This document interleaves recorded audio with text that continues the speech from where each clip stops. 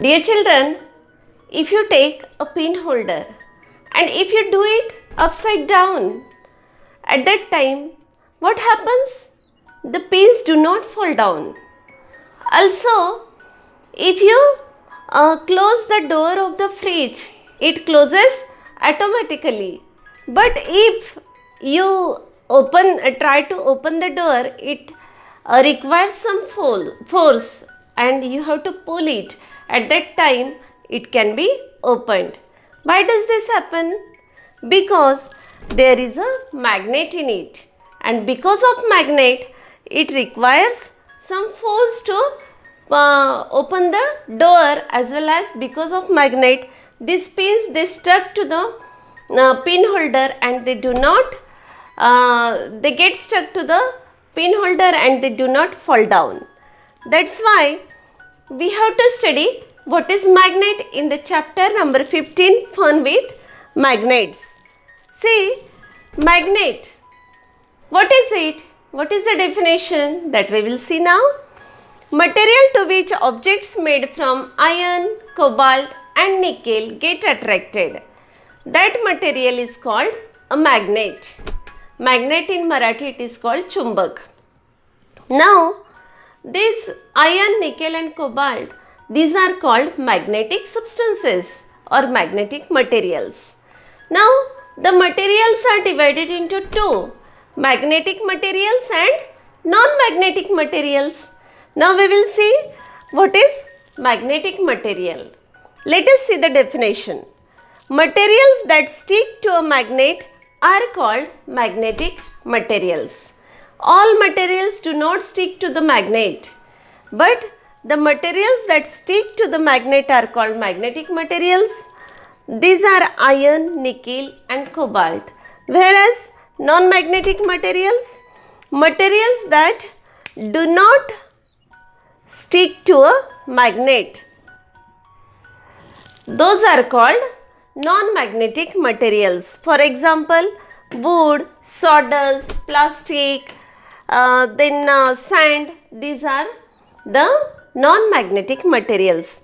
Now, let us see by doing some activity or a small experiment. See, I had taken pieces of paper, pieces of plastic, polythene, then wooden sawdust, then wooden pieces, and if I move the, see, I am moving this magnet, this is bar magnet, and this magnet, if it is moved through this material, it does not stick to this magnet, and that's why these are nothing but non-magnetic substances. Plastic, wood, sawdust, sand. Then I had taken pieces of paper and some iron fillings here, and now if I move this magnet through this, see what happened? This magnetic iron fillings, this is a magnetic material, and these iron fillings, they stick to the magnet, and that's why this iron is the magnetic material. See how they stick to the pole of a magnet, one end of the magnet. In this way, we have seen which are magnetic materials and which are non-magnetic materials. See, if I try to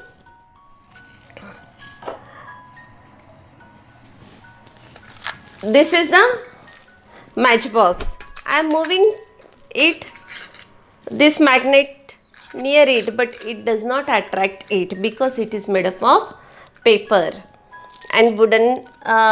See, this is matchstick. It also doesn't get attracted towards it. Why? Because it is made up of wood. This rubber band, it is also non-magnetic one. This candle, it is also non-magnetic one. Then this plastic, non-magnetic. But if I take a needle and if I take this needle towards it, what happens? It gets attracted towards the magnet. In this way, these are the magnetic and non-magnetic substances. Now, magnetite. Magnetite is a natural magnet, and magnetite rocks, they were used by the people of China. They use them for finding directions while traveling through regions, and as they were used to get the directions, they were called leading stones. That means lodestones. Lodestones are called leading stones, and these magnetites, they worked as leading stones. That's why they were called lodestones. There is also some history behind this magnet. How this magnet is called magnet, and how it was discovered, who discovered it, where it was discovered, that we have to see now. I will tell you an interesting legend about the discovery of magnets. It is said that a shepherd named Magnus lived in Greece. Once, while his sheep were grazing, he sat down on a big rock. But what a surprise he got when he tried to get up. His staff, that means his stick, and his shoes were stuck to the rock. He had to use great force to pull himself away from the rock. At last, he realized that what had happened was because of the iron ferrule on his staff and the iron nails in his shoes. However, other rocks did not stick to his staff or shoes. Later, he went to the village and he told about this rock to everybody, and everybody tried by going there. The rock was named magnetite after Magnus, the shepherd, and that's why this magnet is called Magnus in memory of the shepherd Magnus. There is also another legend about the discovery of magnet. It is also possible that the name magnet came from Magnesia, the part of Greece where magnets were discovered. Okay? Also, these magnets, they have different shapes. See, just now we had seen one magnet, and that magnet is, see, these magnets, they are having bar shape, patti chumbak. These are bar shaped magnets. Then, so they are called bar magnets. Disc magnets are also there.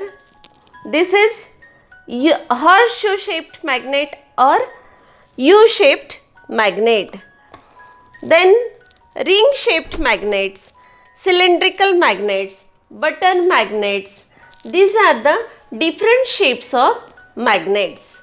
These are used at so many places. They are very useful in our day-to-day life, and these different shapes of magnets are useful in different things. Okay? Thank you.